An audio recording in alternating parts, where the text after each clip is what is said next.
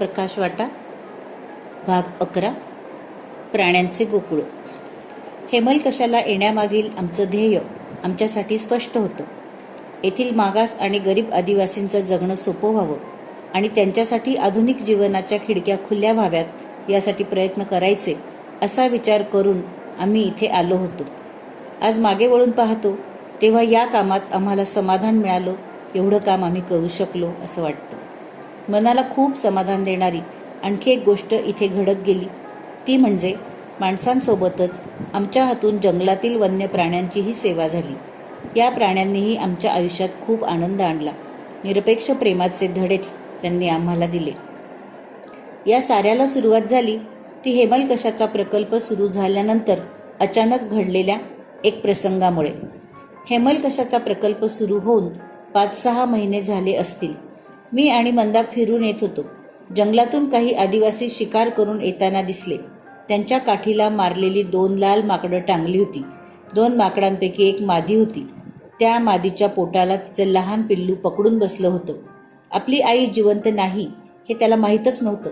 ते दृश्य बघून आम्हाला फार वाईट वाटलं. आम्ही त्या आदिवासींना थांबवलं आणि ते पिल्लू आम्हाला द्या म्हणून सांगितलं. ते सुरुवातीला तयार नव्हते. त्यांनी आता पिल्लाला मारलेलं नसलं तरी पुढे ते मारणारच हे आम्हाला माहीत होतं. शेवटी त्याच्या बदल्यात धान्य देतो म्हटल्यावर त्यांनी ते पिल्लू आम्हाला दिलं. पिल्लाला आम्ही आमच्या घरी घेऊन तर आलो, पण त्याला वाढवायचं कसं हे आम्हाला कुठे माहीत होतं. सुरुवातीला मिल्क पावडरचं दूध ड्रॉपर असलेल्या औषधाच्या बाटलीतून त्याला पाजलं. त्यावेळी ते त्याने प्यालं. पुढे त्याचं आमचं जमलं. ते आमच्याच झोपडीत सतत आमच्या जवळच राहायचं. हे पिल्लू मादी होतं म्हणून त्याचं नाव बबली ठेवलं. बबली ही आमच्या प्राणी अनाथालयाची पहिली सदस्य. तेव्हा आमच्याकडे एक कालू नावाचा गावठी कुत्रा होता. तो सतत माझ्याबरोबर असायचा. बबली अगदी छोटी होती. कधी कधी ती माझ्या खांद्यावर बसायची. कधी आमच्या शांताबाईंच्या पोटरीला धरून त्यांच्याबरोबर घरभर हिंडायची. मी तिला कधी कधी या कुत्र्याच्या पाठीवर बसवायचो आणि राहू दे तिला इथे असं कुत्र्याला सांगायचो. आधी त्याला ते विचित्र वाटायचं, पण नंतर त्याला सवय झाली. इतकी की बबलीही त्याला त्याची जबाबदारी वाटायची. आम्ही फिरायला जाताना बरोबर हा कालू असायचा आणि बबली त्याच्या पाठीवर बसलेली असायचीच. माकड हा प्राणी स्वस्थ बसणारा नाही. बबलीला मध्येच काहीतरी फळ खायची, झाडावर चढायची लहर यायची. तशी ती कालूच्या पाठीवरून उडी मारून निघून जायची. पण कालूचा त्याबाबत आक्षेप नसायचा. उलट ती परत येऊन त्याच्या पाठीवर बसेपर्यंत तिच्यासाठी तो थांबून राहायचा. आम्ही फिरत फिरत पुढे गेलो तरी तो तिच्यासाठी थांबून राहायचा. ती आली की मग तिला घेऊन धावत धावत आम्हाला गाठायचा. लोकांना कुत्र्याच्या पाठीवर बसलेलं माकड पाहून गंमत वाटायची. हे दृश्य लोक थांबून बघत राहायचे. त्या काळी आमच्या घरात, दवाखान्यात मोकळेपणे वावरणारी ही बबली सगळ्यांची फेवरीट होती. माडिया आदिवासी आमच्याकडे उपचारासाठी येत तेव्हा बबली तिथेच खेळत असायची. तिला पाहताना जिवंत प्राणी चांगला हे माडियांना नकळत पटू लागलं. त्यामुळेच त्यांनी मोठ्या प्राण्यांना मारलं तरी निदान पिल्लांना तरी ते आमच्याकडे आणून द्यायला लागले. माडियांवर आम्ही जे उपकार करत असू त्याचे आम्ही त्यांच्याकडून पैसे घेत नव्हतो. त्यामुळे कृतज्ञता व्यक्त करण्यासाठी ते आम्हाला पिल्लं आणून द्यायचे. आम्ही मात्र शक्यतो त्यांना त्या प्राण्यांच्या बदल्यात काही ना काही द्यायचो. असंच एकदा कुणीतरी आम्हाला हरिणाचं एक छोटं पिल्लू आणून दिलं. सुरुवातीला ते खूप बिचकलं होतं. आईच्या स्पर्शानं त्याला जसं सुरक्षित वाटतं तसं त्याला साहजिकच इथे वाटत नव्हतं. मग आम्ही जरा विचार केला की जन्मतः पिल्लांचे डोळे मिटलेले असतात. पुढचे 4-8 दिवस ते तसेच असतात. मग ते आईला कसं ओळखतात? तर आई त्यांच्याजवळ आली की त्यांचा मागचा भाग ती चाटते. तो स्पर्श कळल्यावर मग ही पिल्लं त्यांचे विधी करतात, दूध वगैरे पितात. आम्हाला हे लक्षात आल्यावर आम्हीही तसंच करायला लागलो. मागचा भाग खाजवला की ते पिल्लू आमच्या हातावर सगळे विधी करायचं. पण आमच्या या युक्तीने उपयोग हे प्राणी स्थिरावायला झाला. 2-4 दिवसात वास व स्पर्श ओळखीचा झाला की पिल्लं आपणहून दूध प्यायची. आमच्या भागात देवखारी नावाच्या खारी खूप, पण आमच्या शाळेतही मुलं ती या खारी मारायची. हळूहळू आम्ही त्यांनाच प्राण्यांना सांभाळणं, खाऊ घालणं अशी कामं सोपवायला लागलो. त्यातून त्यांनाही प्राण्यांचं प्रेम लाभलं. त्यांच्या शिकारी बंद झाल्या. पक्या घरात राहायला आल्यावर एका घरात मी, मंदा आणि दुसऱ्या घरात विलास दादा पंचाळ वगैरे राहायचे. या दोन्ही घरांच्या मध्ये जी जागा होती ती दोन्ही बाजूंनी बंद करून त्यात आमच्याकडे प्राणी ठेवायला आम्ही सुरुवात केली. ही जागा निवडली होती कारण घराची खिडकी उघडली तरी त्यांच्यावर लक्ष ठेवता येणार होतं. या सततच्या सहवासामुळे मी, विलास, दादा, बबन पांचाळ, तुकाराम, कवडू, मनोहर एम्पलवार असे आम्ही सगळेच प्राण्यांच्या अगदी ओळखीचे झालो. पण कुणाला तरी आमचं हे सहजीवन पटलं नाही. कुणीतरी आमच्या विरुद्ध तक्रार केली. त्यामुळे वनखात्याकडून आम्हाला एक नोटीस आली. आम्ही बेकायदा प्राणी पाळले आहेत असं त्यात म्हटलं होतं. ही नोटीस मिळाल्यानंतर मगरे नावाचे वनाधिकारी आमचा प्रकल्प बघायला आले. कदाचित सरकारी शिरस्त्याप्रमाणे ते पाहणी करायला आले असावेत. पण गंमत अशी झाली की प्रकल्प पाहिल्यावर ते खूपच खुश झाले. आम्ही ज्या पद्धतीने अनाथ प्राण्यांचा सांभाळ करत होतो ते त्यांना फारच आवडलं. तक्रारीवर कारवाई करायची सोडून ते आमच्या प्राणी अनाथालयाच्याच प्रेमात पडले. इतके की त्यांच्याकडे असलेलं अस्वलाचं एक आजारी पिल्लू त्यांनी उपचारार्थ आणि सांभाळासाठी आमच्याकडे आणून ठेवलं. हे अस्वलाचं पिल्लू अल्लापल्लीला वनखात्याकडे होतं. त्याची अवस्था खूप वाईट होती. त्या पिल्लाला इथे चांगलं सांभाळलं जाईल असं वाटल्यामुळे त्यांनी ते पिल्लू आम्हाला आणून दिलं. हेच ते राणी अस्वल. या राणीचे आणि नंतर नेगल या बिबट्याचे आमच्याकडे सर्वाधिक लाड झाले. राणी आली तेव्हा महिन्याची होती. याच्या आधी आमच्याकडे प्रकल्पावर अस्वलाची 2 पिल्लं आली होती, पण ती पळून गेली. ती आमच्याकडची आहेत हे माहीत नसल्याने कुणीतरी त्यांना मारून खाल्लं असावं. त्यामुळे आम्ही राणीला रात्री पक्क्या पिंजऱ्यात ठेवायचो. एरवी सकाळी ती मोकळीच असे. तिला आमचा एवढा लळा की ती विलासच्या किंवा माझ्या खोलीतच असायची. आम्ही दोघंही तिला इतके प्रिय की ती जवळ असताना आमच्याजवळ कुणी आलेलं तिला सहन व्हायचं नाही. ती करायची काही नाही, पण आवाजाने किंवा नजरेने आपली नाराजी व्यक्त करायची. क्वचित कुणाचा पाठलाग करायची, अंगावर जायची, पण नो नो म्हटलं की थांबायची. इतर अस्वल करतात तशी इजा मात्र तिने कुणाला केली नाही. सुरुवातीला ती मला आणि विलासला अनेकदा चावली, पण त्याचं कारण ती घाबरायची हे होतं. नवीन वातावरणात आल्यावर अस्वलाचं पिल्लू घाबरलं तर तोंडाने आपल्या आईचे लांब केस पकडून लोंबकळतं. आम्ही राणीला तिच्या आई इतके जवळचे नसलो तरी तिच्या जवळचे खासच होतो. त्यामुळे ती आधारासाठी आमच्याकडेच येत असे आणि आम्हाला लांब केस नसल्याने दातांनी हाताला वगैरे पकडत असे. तिच्याकडून चावलं जात असे ते त्यामुळे. माझा तर असा अनुभव आहे की प्राणी कधीही स्वतःहून माणसावर उगीच हल्ला करत नाहीत. त्यांनी हल्ला केला तर तो बऱ्याचदा स्वसंरक्षणार्थ असतो. आमच्याकडचे बरेचसे प्राणी तर आम्हीच वाढवलेले, आमच्या अंगाखांद्यावर खेळलेले. त्यामुळे त्यांनी आम्हाला कधीच त्रास दिला नाही. आमच्या लहान मुलांशीही त्यांचं वागणं खूप हळुवारपणाचं राहिलं. आपण आपल्या मुलांना उगीच भीती घालतो. त्यांना त्यांच्या निरागसपणामुळं प्राण्यांजवळ खेळू दिलं तर हे प्राणी त्यांना काहीही करत नाहीत. माझी मुलं जशी या प्राण्यांसोबतच वाढली तसाच माझा नातू अर्णवही लहानपणापासून प्राण्यात रमतो. या रमण्याला प्राण्यांची काही हरकत नसते.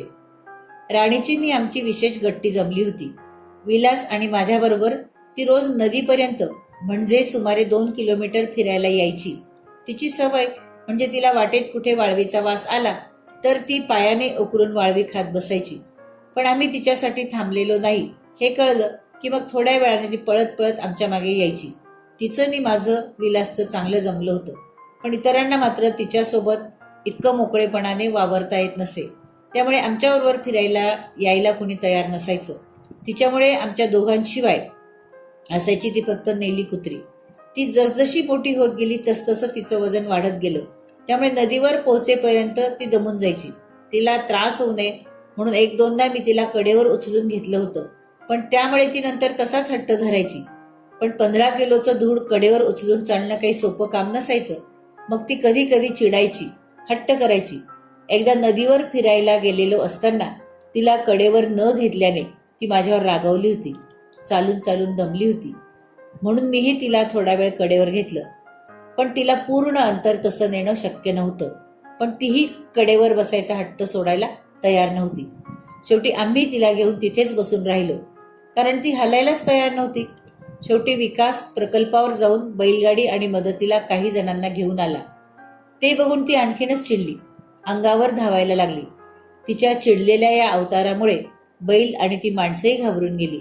शेवटी त्या माणसांना परत पाठवून विलासनं बैलगाडी स्वतःच्या हातात घेतली मी बैलगाडीत बसलो, नेलीही बसली आणि आम्ही बैलगाडी सुरू केली. आम्ही निघालो तेव्हा कुठे आता आपलं काही चालणार नाही याची जाणीव होऊन ती मुकाट्याने येऊन बैलगाडीत बसली, पण तीही माझ्या मांडीवरच. तेव्हापासून तिला फिरायला घेऊन गेलो तरी ती दमायच्या आधीच परत फिरायचो किंवा मग सकाळी जाऊन तिथे वेळ काढायचो. तिची विश्रांती झाली की परत यायचो. राणीबाईंचे लाड या थरापर्यंत झाले तर राणीची गंमत म्हणजे ती गाडीच्या आवाजाला जाम घाबरायची. पावसाळा संपल्यावर वाहतूक सुरू व्हायची आणि ट्रक, जीप वगैरेंची आवकजावक वाढायची. आम्ही तिला घेऊन फिरायला गेलो असताना असा गाडीचा किंवा जीपचा आवाज आला की राणी लगेच बाजूच्या जंगलात लपून बसायची. वाहनं निघून गेली की परत यायची. या वाहनातून येणारे जाणारे कधी कधी आमच्याशी थांबून बोलायचे. राणी आमच्याबरोबर आहे हे त्यांना माहीत नसायचं, त्यामुळेच तेही हिंमत करायचे. पण एकदा असं झालं की एका जीपचा आवाज झाला म्हणून राणी बाजूला जाऊन लपली. जीपमधले लोक आम्हाला पाहून उतरले, पाय मोकळे करायला लागले. ते चंद्रपूरहून जंगलात फिरायला आले होते. आमच्या प्रकल्पाबद्दल त्यांना ऐकून माहीत होतं, त्यामुळे त्यांनी चौकशी केली. आम्ही फिरायला निघालो आहोत म्हटल्यावर त्यांनी आम्हाला जीपमधून यायचा आग्रह केला. आम्ही नको, आमच्याबरोबर आणखी 2 जण आहेत असं म्हटलं. तरी येऊ दे त्यांनाही असं म्हणून त्यांनी खूप आग्रह केला. शेवटी आम्ही जीपमध्ये बसलो. विलासला आता हसू यायला लागलं होतं. जीप सुरू झाली आणि ती लांब जाते असं लक्षात आल्याने लपून बसलेली राणी बाहेर आली आणि जीपच्या मागे धावू लागली. जोरात ओरडत जीपचा पाठलाग करायला लागली. आमच्यासोबत फिरायला आलेल्या दोघांपैकी राणी अस्वल एक आहे हे त्यांना कळल्यावर जीप थांबवून आणि आपल्या मुलांना आतच सोडून गाडीत बसलेले मोठे लोक लांब पळून गेले. पण मग थोड्या वेळाने राणी काही करत नाहीये हे पाहून पुन्हा जवळ आले आणि सांभाळा या प्राण्यांचा काही भरवसा नसतो असा अनाहूत सल्ला देऊन घाईघाईने निघून गेले. त्यांच्या फजितीने आम्हाला एकीकडे हसू येत होतं आणि दुसरीकडे त्यांच्या टिप्पणीने विषादही वाटत होता. खरं तर सगळ्यात बेभरवशाचा प्राणी असतो तो माणूस, पण तो इतरांना, विशेषतः प्राण्यांना, किती सहजासहजी दूषणं देतो. प्राण्यांना उत्तर देता येत नाही म्हणून, नाहीतर त्यांनीही माणसाच्या विश्वासघाताचे कितीतरी पुरावे सादर केले असते. इतरांची प्राण्यांबद्दलची मतं काहीही असली तरी आमचं हेमलकशाचं वास्तव्य या प्राण्यांनी खूपच आनंदमय केलं ही गोष्ट अगदी खरी आहे. आम्ही त्या प्राण्यांसोबत आणि आमच्याकडील सर्व प्राणी एकमेकांसोबत मजेत जगत होते. आमच्याकडे माकडं आणि कुत्री होतीच, शिवाय नीलगाय, भेकर, अस्वल, कोल्हा, तरस, मोर, साप, नाग, खार, घोरपड असे वेगवेगळे प्राणीही होते. त्यात 1979 मध्ये एका मगरीची भर पडली. झालं असं की प्रकल्पावरचा एक जण मासे पकडायला गेला होता, तेव्हा त्याला ही मगर सापडली. मगर म्हणजे मगरीचं 2 दिवसांचं ते छोटंसं पिल्लू होतं. एखाद्या सरड्या एवढा तिचा आकार होता. मगरीच्या पिल्लाला कसं वाढवायचं, कसं खायला द्यायचं, आम्हाला त्याची काहीच कल्पना नव्हती. शेजारी ताडोबा अभयारण्य होतं, तिथे विचारलं, पण तिथून लगेच काही कळलं नाही. शेवटी विचार केला की मगरीला पाणी हवंच, म्हणून मग एका बॅरेलमध्ये अर्ध पाणी भरलं, वर मधोमध लाकूड आडवं टाकलं आणि त्यावर जाळी बसवली. हेतू हा की जेव्हा तिला पाण्यात नकोसं वाटेल तेव्हा तिला वर चढून बसता यावं. आमच्या मनातला हेतू तिला पटला असावा. काही गरजेपर्यंत ती त्या जाळीवर ऊन खात बसायची. मगर काय खात असावी याचीही आम्हाला काही कल्पना नव्हती, पण अंदाजाने रात्री 15 बेडूक तिच्या पाण्यात सोडले. सकाळी पाहिलं तर त्यातले 10च शिल्लक होते. त्यावरून मगर बेडूक खाते हा शोध आम्हाला लागला. लहान मासे पाण्यात टाकले तरी ती बेडूकच पसंत करी. मग मी आणि विलास रोज रात्री बेडूक पकडायला जायचो. तिला हवं ते खाणं तर द्यायला हवं, कारण ती आमची पाहुणी होती. पावसाळ्यात बेडूक मिळायचे, पण उन्हाळ्यात मात्र नदीपर्यंत जावं लागायचं. आम्ही तिच्या खाण्यापिण्याची अशी बडदास्त ठेवल्यानंतर आणि आमचा पाहुणचार खुश होऊन ती आमच्याकडे रुळल्यावर अभयारण्याकडून उत्तर आलं की मगरीला मटणाचा खिमा द्यावा. तोपर्यंत आम्ही आमच्या पद्धतीने तिच्या खाण्याचा प्रश्न सोडवलाही होता. सरकारी अधिकाऱ्यांच्या अगाध ज्ञानाबद्दलचा आणखी एक किस्सा. आमच्याकडे एक हरिण आलं होतं, पण ते कुठल्या जातीचं आहे हे कळत नव्हतं. बार्किंग डिअर असावं असं आम्हाला वाटत होतं. त्याच दरम्यान एक वनाधिकारी प्रकल्पावरचे प्राणी बघायला आमच्याकडे आले होते. त्यांना आम्ही विचारलं की प्रकल्पावर एक हरिण आलंय, जरा बघून ते कोणत्या जातीचं आहे हे सांगता का? ते विचारात पडले. हरिण बघण्याआधीच. मग शेवटी उठून पिंजऱ्याकडे आले. बराच वेळ त्यांनी निरीक्षण केलं. आम्ही अगदी अपेक्षेने त्यांच्याकडे पाहत होतो. शेवटी त्यांनी गंभीरपणे सांगितलं, हे डिअर असावं. आम्ही त्यांचं ज्ञान बघून अवाक झालो. असे किस्से विलासने नेगल या पुस्तकामध्ये खूप सांगितले आहेत. तज्ज्ञांचा असा अनुभव आल्यामुळे आपले आपले प्रयोग करूनच प्राण्यांना वाढवण्याचा पर्याय आम्हाला स्वीकारावा लागला. पण त्यातून झटके बसल्यानंतर आम्हीही शिकत गेलो. प्रकल्पावर राहणारे आम्ही सगळे शाकाहारी होतो. प्रकल्पावरच्या प्राण्यांनाही आम्ही शाकाहारीच केलं होतं. तरस एरवी मांसाहारी प्राणी, पण आमच्याकडचं तरस शाकाहारी होतं. त्यामुळेच आपण सवय लावली तर प्राणी शाकाहारी बनू शकतात असंही आम्ही मानायला लागलो होतो. तशातच 1980 साली आमच्याकडे पहिल्यांदा बिबट्याची 2 पिल्लं आली, ल्युसी आणि बेन. सुरुवातीला त्यांना महिनाभर नुसतं दुधावर ठेवलं. बिबट्याला शाकाहार फारसा आवडत नसावा. शाकाहाराची बिबट्यालाही सवय लागेल असं वाटत होतं. दूध, भात, पोळी, अंड असं अन्न आम्ही त्यांना देत होतो. मटण द्यायचं म्हटलं तरी ते आसपास विकत कुठे मिळणार, आणि समजा मिळालंच तरी ते परवडणार कसं, असे प्रश्न होते. त्यामुळे ल्युसी आणि बेन यांनी मटणाशिवाय थोडे दिवस काढले, पण ते फार जगले नाहीत. त्यांच्या तब्येतीही चांगल्या राहिल्या नाहीत. या अनुभवामुळे बिबट्याला मटण दिलंच पाहिजे या निष्कर्षापर्यंत आम्ही पोहोचलो. पुढे 1983 साली आमच्याकडे बिबट्याचा एक छोटा बच्चा आला. तेव्हा त्याला आम्ही वाढवताना आधीची चूक होऊ दिली नाही. हा बच्चा आमच्याकडे आला तेव्हा 6-7 दिवसांचा असेल. त्याची बहीणही त्याच्याबरोबर होती, पण ती फार दिवस जगली नाही. हा मात्र जगला. माडिया भाषेत बिबट्याला नेगल म्हणतात, म्हणून त्यालाही तेच नाव ठेवलं. सुरुवातीला हे पिल्लूही दुधावरच होतं, पण त्यालाही ते चाललं नाही. त्याला सारखा डायरिया व्हायला लागला. त्याच सुमारास प्रकल्पावर आमच्या मांजरानं एक कोंबडी मारली. तिचं मांस नेगलला दिल्यावर त्याला ते भलतंच आवडलं. ती कोंबडी त्याला 4-5 दिवस पुरली. आता त्याला मांस देणं आवश्यक बनलं. मात्र त्याच्यासाठी मटण विकत घेणं शक्य नसल्याने दुसरा काहीतरी मार्ग काढणं आवश्यक होतं. त्याच सुमारास प्रकल्पावरचा एक बैल मेला. त्याचं मटण साफ करून आम्ही नेगलला दिलं. ते मटण नेगलला आवडलं आणि बरेच दिवस पुरलंही. मग कुठलाही प्राणी मेला की त्याचं मटण नेगलसाठी आणायचं हे ठरून गेलं. तसे निरोप आजूबाजूच्या गावातही पाठवले. जनावर मेलं तर त्याला साफ करून त्याचं सगळं मटण उपयोगात आणायचं असं आम्ही ठरवलं. अगदी हाडं, कातडी सुद्धा. पुढेही ही पद्धत सुरू राहिली. मेलेल्या प्राण्याला फाडायचं, त्याची साफसफाई करायची आणि आमच्या प्राण्यांसाठी अन्नाची सोय करायची.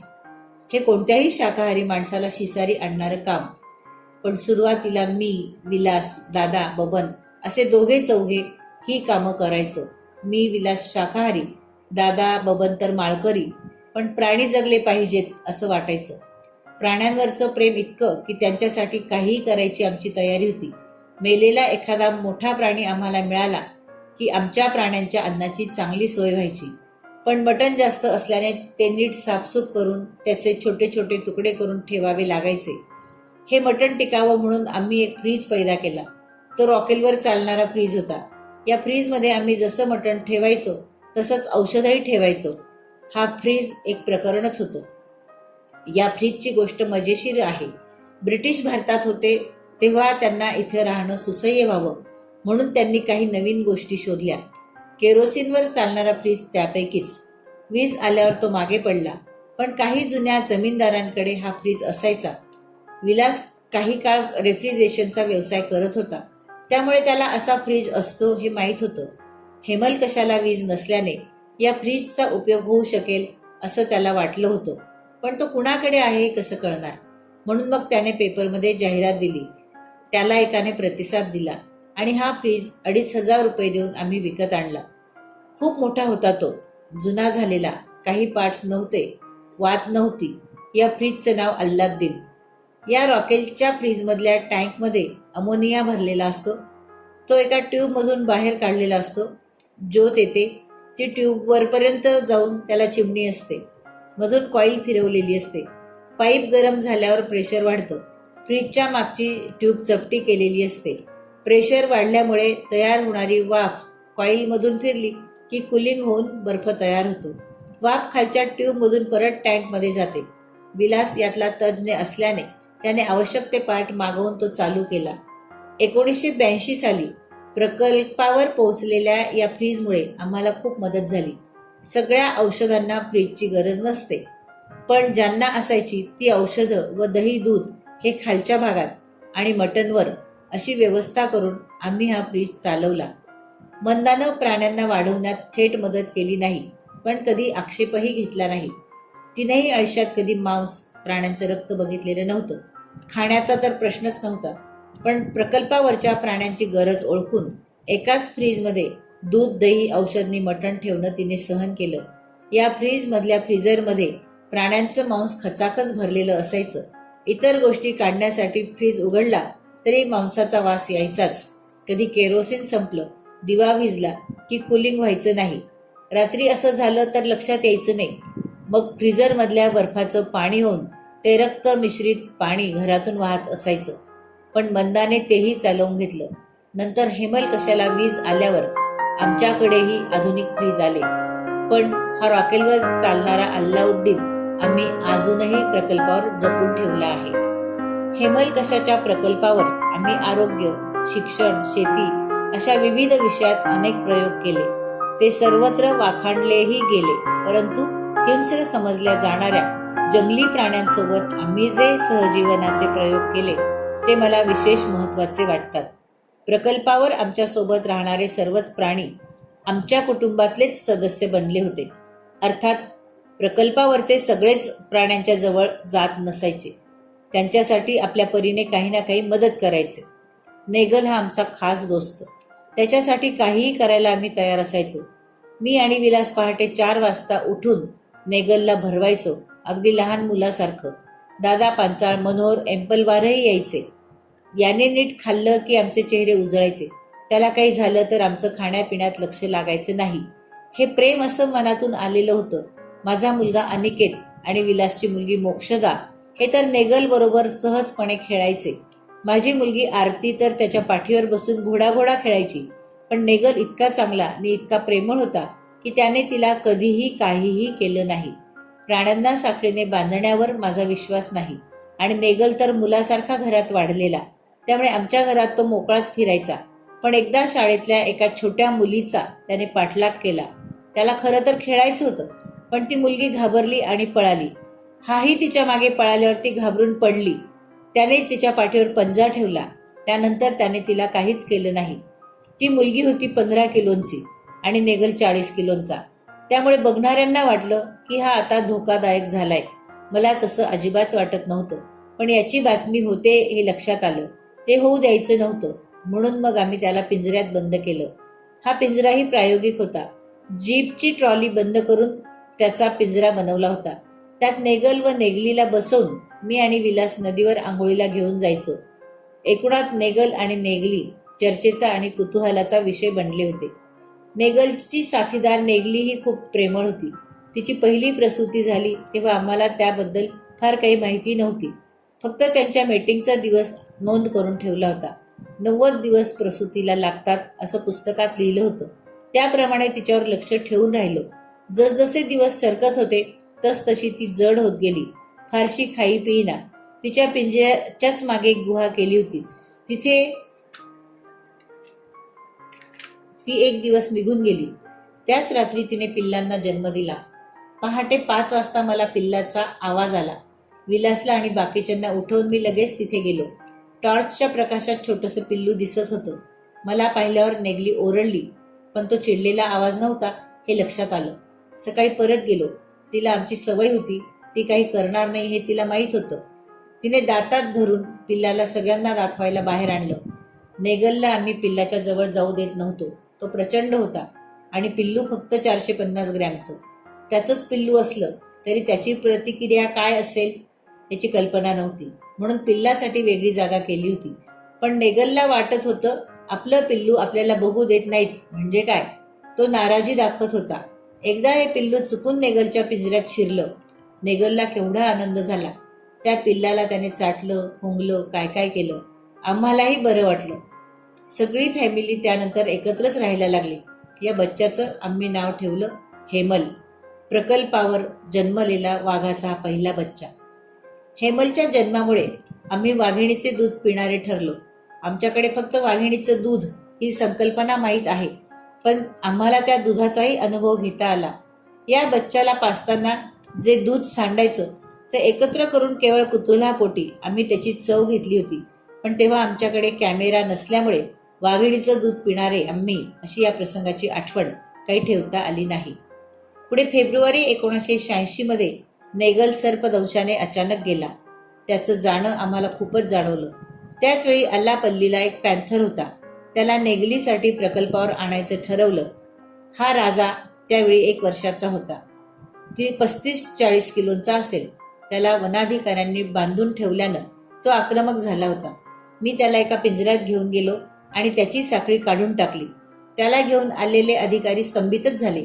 पहिल्याच दिवशी साखळी वगैरे काढू नका, थोडे दिवस थांबा म्हणायला लागले. मी म्हटलं, प्राण्यांना साखळीला बांधून ठेवणं मला आवडत नाही, त्यालाही आवडत नसणार. तुम्ही बाहेर जाऊन पिंजऱ्याचा दरवाजा लावून घ्या.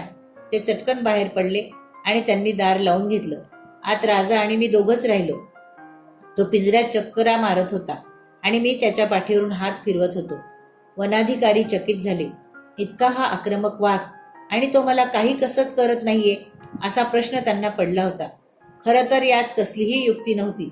प्राण्यांवरच्या विश्वासाच्या बळावर आणि अनुभवाच्या जोरावर मी हा निर्णय घेतला होता.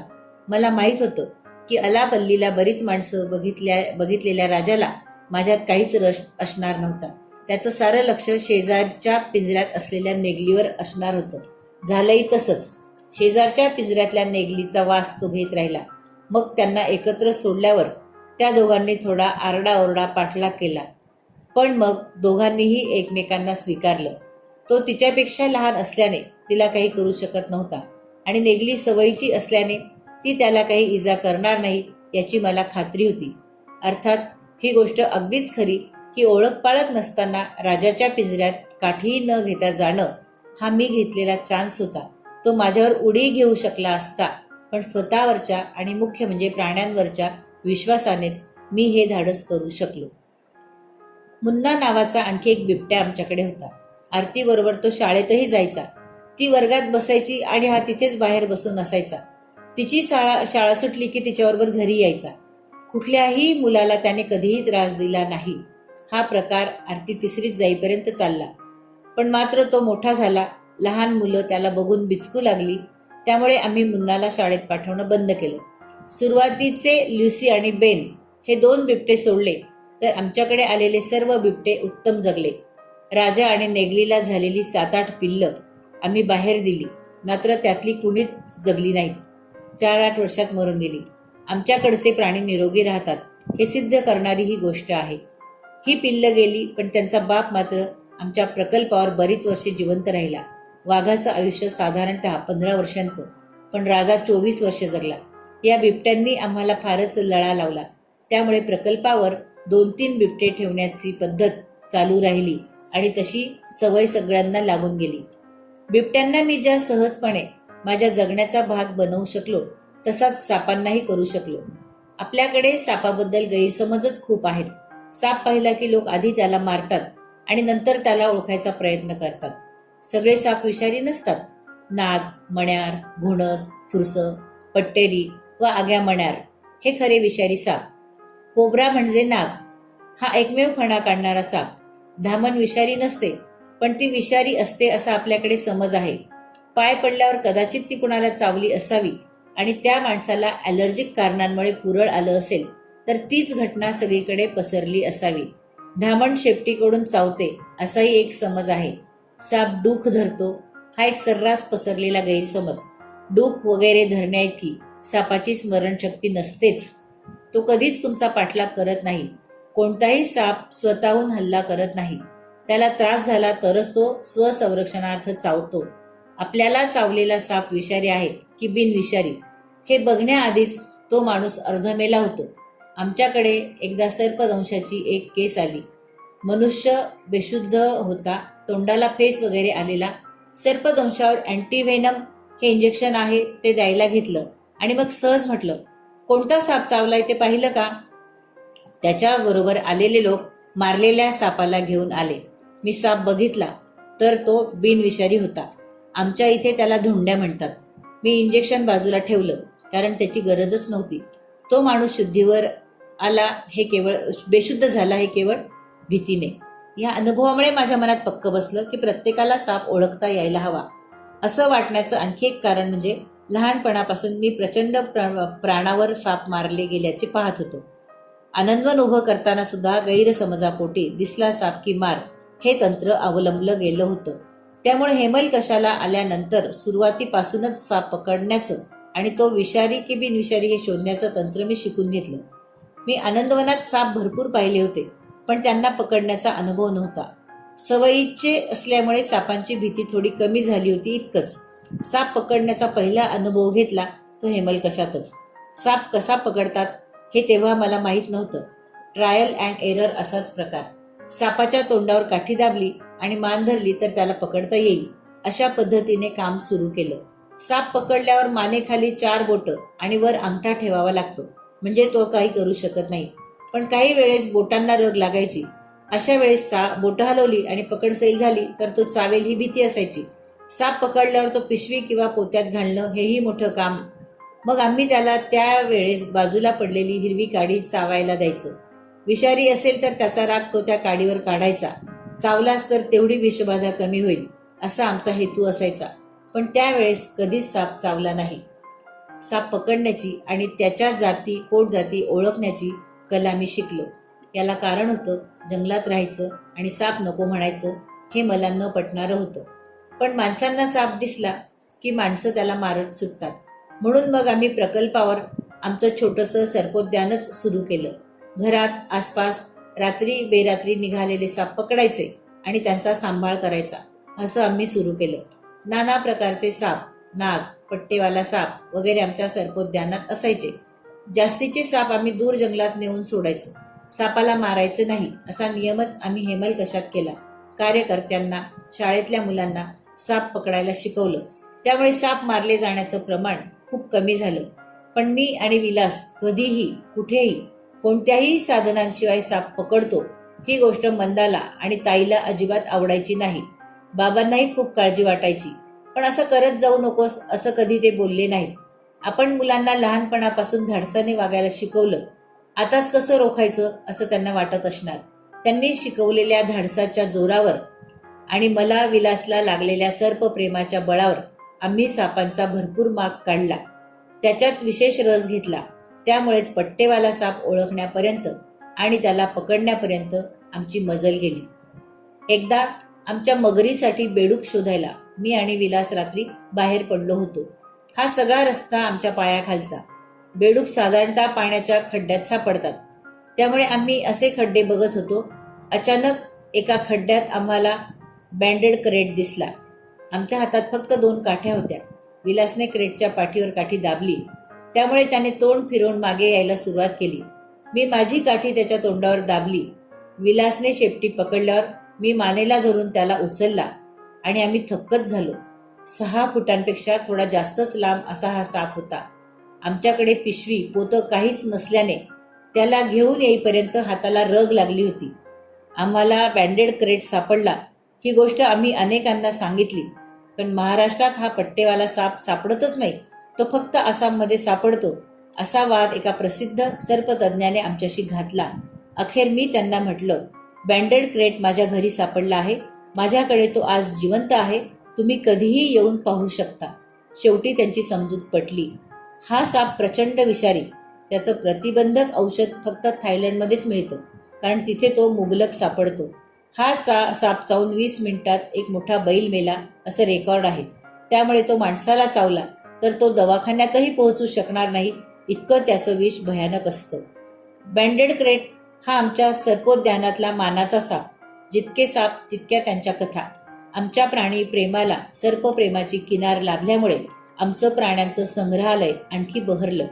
पण मी संग्रहालय म्हणत नाही, प्राण्यांचं गोकुळ म्हणतो. आमच्या या गोकुळात 60-65 प्राणी गुण्यागोविंदाने नांदत आले आहेत. माकड, कुत्रा, बिबट्या, मुंगूस असे एरवी एकमेकांचे शत्रू असलेले प्राणी इथे मात्र मित्र बनून राहतात. या सगळ्यांचं एक कुटुंबच बनलं आहे. सॅली वॉकर नावाची एक अमेरिकन बाई इथे आली होती. तिने याला आमटेच ॲनिमल आर्क असं नाव दिलं. बायबलमध्ये नोहाज आर्क जहाजावर कोणे एकेकाळी सगळे पशु पक्षी एकत्र मजेत राहत होते अशी गोष्ट आहे. इथलं वातावरण तिला तसंच दिसलं म्हणून तिने हे नाव दिलं. आमच्या या गोकुळसाठी सर्वाधिक कष्ट घेतले ते विलासने. त्याने या प्राण्यांसाठी खूप केलं.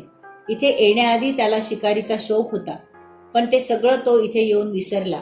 प्राण्यांवर त्याचा खूप जीव जडला.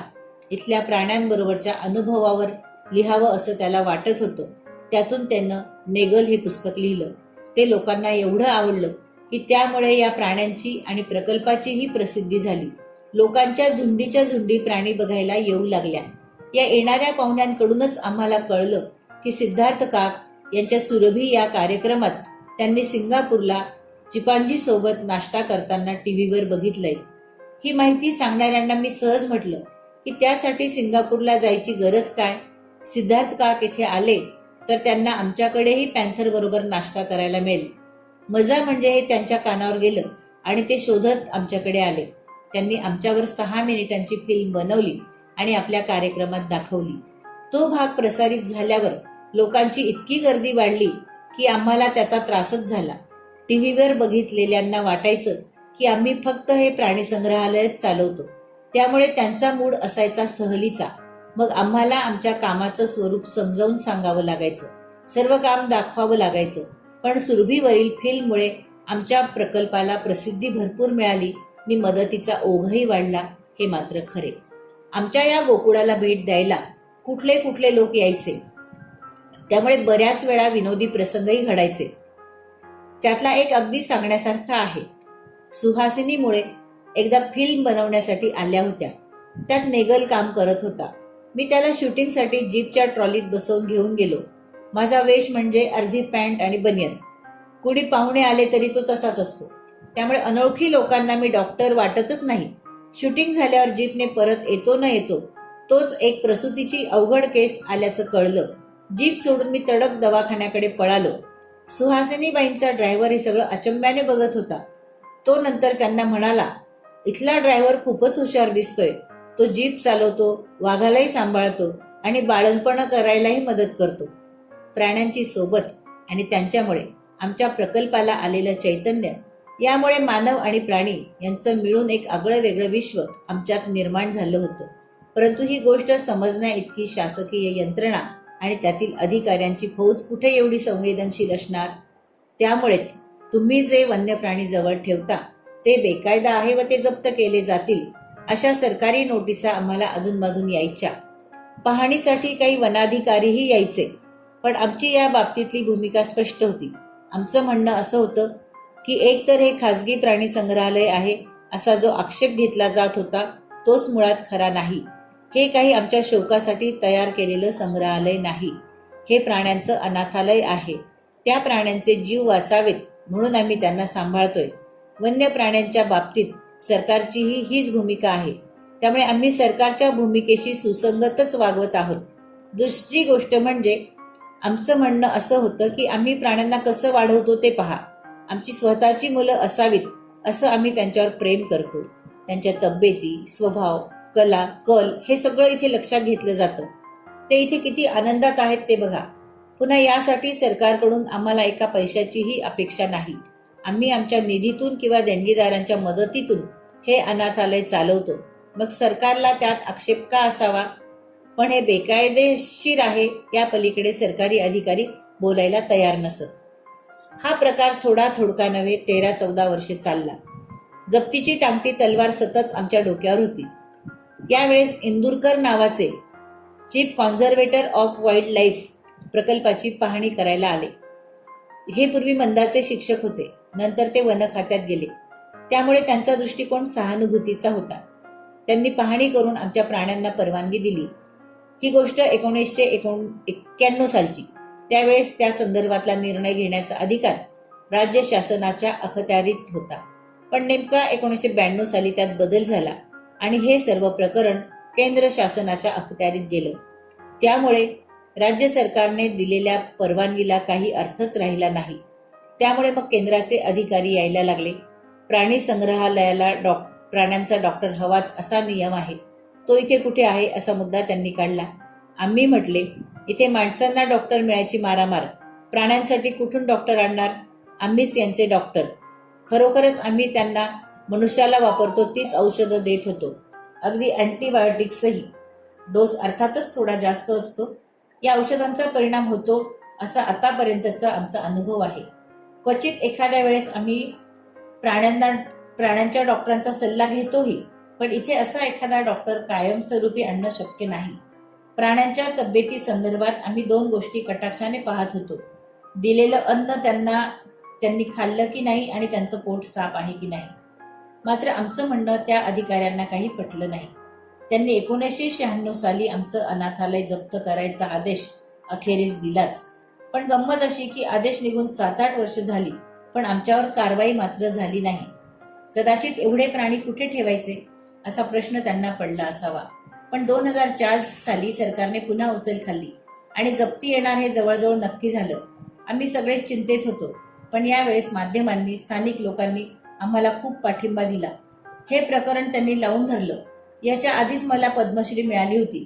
पद्मश्रीच्या गौरवपत्रात प्राण्यांच्या या अनाथालयाचा उल्लेख होता, म्हणजे पद्मश्री द्यायचं हेही कारण होतं. दुसऱ्या बाजूला सरकारच यावर जप्ती आणतंय, मग या पद्मश्रीला अर्थ काय, असा माझा पवित्रा होता. माझं हे म्हणणं वृत्तपत्रांमध्ये ठळकपणे छापून आली आणि मी पद्मश्री परत करणार ही गोष्ट केंद्र सरकारच्या कानापर्यंत पोहोचली. मग कुठे सरकारला जाग आली आणि त्यांनी पुन्हा एकदा पाहणीसाठी दुसरा माणूस पाठवलं. त्याला मात्र आमचं म्हणणं पटलं आणि हे सगळं नियमाप्रमाणे आहे असं सर्टिफिकेट त्यांनी दिलं. अखेर ऑक्टोबर 2006 मध्ये आमटेज आर्कला सरकारची अधिकृत मान्यता मिळाली. आमचं गोकुळ सुखाने नांदावं आणि सुरळीत चालावं यासाठी अनेकांनी मदतीचा हात पुढे केला. त्यामुळेच आम्ही सरकारसोबतची लढाई जिंकू शकलो. सरकारसोबतच्या लढ्यात जशी अनेकांनी मदत केली, तशीच गोकुळमधील प्राण्यांच्या खाण्यापिण्याची, औषधांसाठी आणि अन्य खर्चासाठी अनेकांनी सढळ हातांनी मदत केली. त्यामुळेच प्राण्यांचं हे अनाथालय चालवण्यातली आर्थिक अडचणींवर मात करता आली. गोकुळला निधी मिळवून देण्यात विलास मनोहरच्या नेगल या पुस्तकाने मोठीच भूमिका बजावली. या पुस्तकाच्या 10-12 आवृत्ती निघाल्या. त्यातून जे पैसे मिळाले ते सगळे पैसे त्याने गोकुळला दिले. डॉक्टर हर्डीकर नावाचे एक प्रसिद्ध आयुर्वेदिक डॉक्टर आहेत.